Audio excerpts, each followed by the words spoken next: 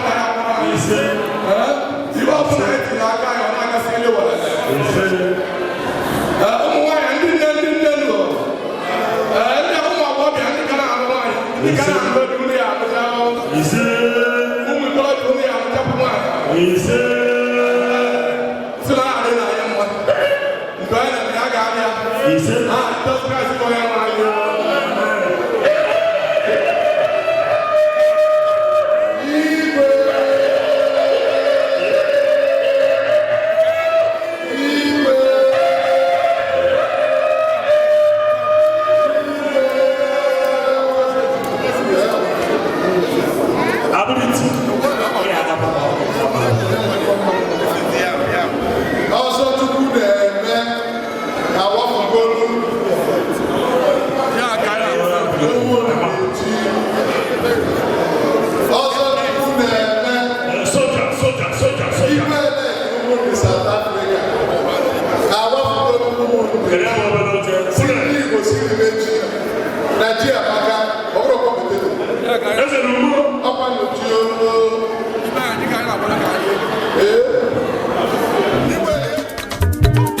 na-ekwuru ụmụ ogbenye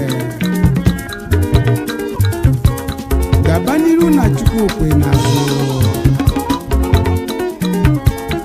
ọchịla ọzọ a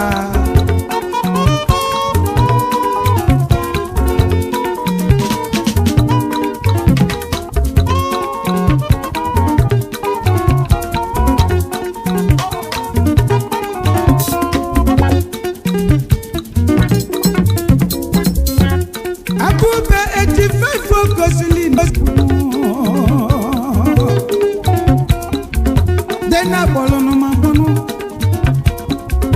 mwete besene na nkwa mo kambwete no amona ndego mo yidobeno anya batano na ndo opidoze no subana suba ovunwa kaputano no bono owebidono yobanu Obonye dezefano Udezwe kwara Zidati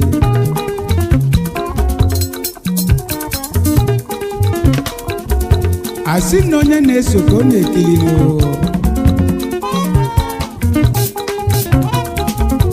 Ike memetam Gabantunu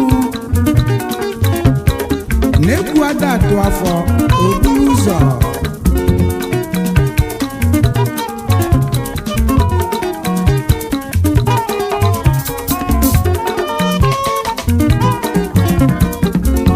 anasazi ochere na nkịtị nụ ochere ebukanụ onye ụwa kwadola akwado nụ obodo kwughị n'azụ n'ọbụ ike nuklit ọkụ agụnyere nwa n'aka nụ deno mara ugbunyemụ ike mụ ọchịwọ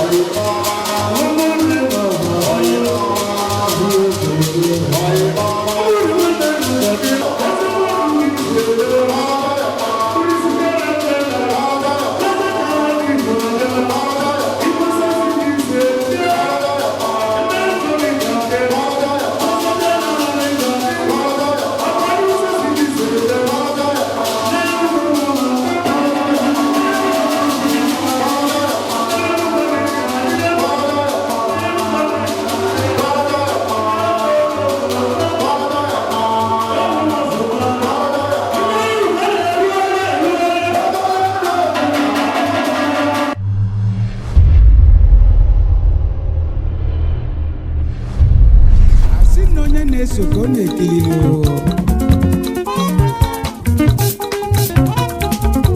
ike memecha m gaba n'unu na-ekwu ada atụ afọ okpuru ụzọ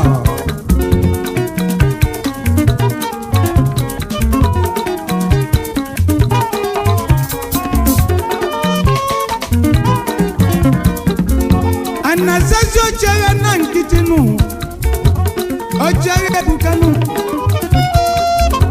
onye ụwa kwadola akwado obodo kwughị n'azụ n'ọbụ ike nukliiketa ọkụ agụnyere nwa n'aka nụ denọmarụ gbunye m ike m ọchịwọ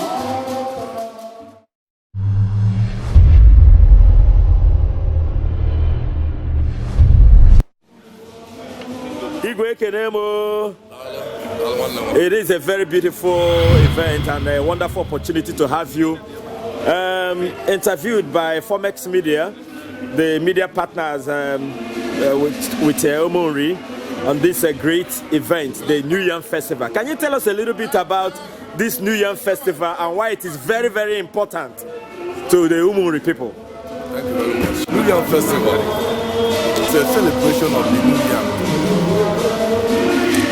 In Igbo culture, yam is regarded as a very, very important seed. And we can go back to our forefathers, the way they do it. Yam signifies a wealthy man. If you term yourself as a rich man in Igbo land in those days, in the time of our fathers and grandfathers, it depends on how large is your van of yam. And so in our current day, as the youth, we decide not to allow this festival to go down like that. We decided to carry it along and hand it over to the next generation. So the New Yam Festival is a great event in the annals of Igbo culture.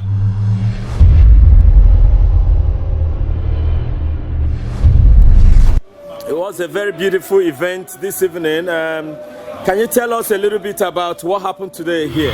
Yeah, thank you very much, Mr. The media. We thank you in partnering with us in this wonderful celebration. It's been one of a kind in the whole of Africa. The New Year Festival is a well-known cultural activity all over the world, especially in Igbo community. And today we have done another feat. We have witnessed here a wonderful celebration, and we have completed a circle in seeing royal stool of Igbo Kingdom established in this part of the world. And that is awesome to see, you know. And we thank God that we are experiencing it. All over the world, the Igbo people are happy. In South Africa, especially here in Cape Town, they are very, very, very excited and happy. Okay, the New Year Festival seems to be a very, very significant festival, especially among the Umunri people. Please, can you tell us a little bit about it? Iriji ndị Igbo bụ ife eji wee malụ ndị Igbo all over the world. Wherever they are, it is a symbol of Igbo people celebrating harvest. At the time of harvest every year, Igbo community all over the world celebrates what they have harvested, which means there is a time for everything. And that is how the Igbo community understands it. And that is what propels New Yam Festival. So New Yam Festival is a wonderful feat among Igbo communities all over. And the awesomeness is that right there in eastern part of Nigeria, the Igbo people celebrate New Yam Festival as nothing else to compare. Thank you so much for your time and your wonderful explanation. We hope to meet you sometime next year for another festival like this. Thank you very much. Thank you so much. God bless you, sir.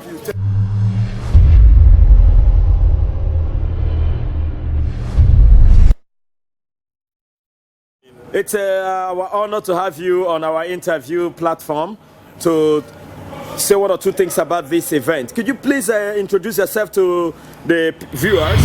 Okay, my names are Chukwuemeka Mo. I'm from Enugu. I'm from Urokwe village in Enugu. Is the first son, the Obala Eri, is the Obala of Umunri. Umunri is the head of the Igbo clan. You know, he's they refer to the Umunri kingdom as the 13th tribe of the Jews. Okay, so Umunri is the one that migrated, you know, from the land of Israel down the banks of the Niger up until the present day Umunri kingdom.